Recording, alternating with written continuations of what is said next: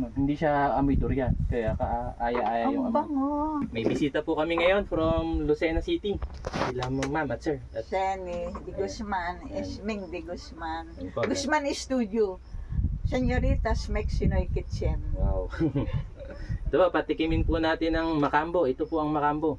Kapamilya po ito ng kakao at yung labas niya po ayan, parang kakao pero yung loob niya parang durian. Ito po ay makambo, tinatawag din na Amazon tree peanut. Wow, from anong bansa galing Galing yan? po itong Brazil, Amazon rainforest. Ayan, bihira pa po ito sa atin. Ayan. Ah, Kaya so di ako bumibili ng mga imported na halaman. po pinaparami po namin dito. Oo, para magkameron Para tayo. matikman naman natin yung ibang ano, Oo.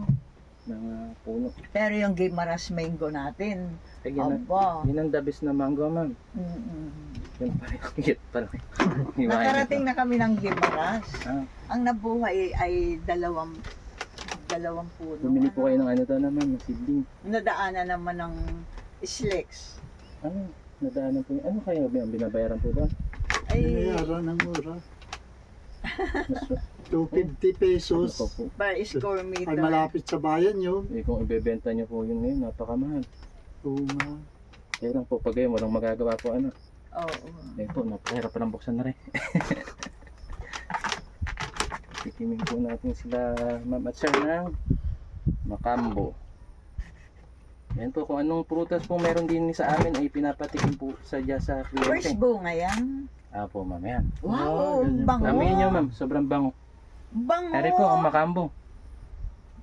Wow, Tikman bango. Sa kanya na lang. Sa iyo na yan. Bango Wow. naman. Hindi siya amoy durian. Kaya kaaya-aya yung Ang amoy. bango. Kamusta ang lasa sir?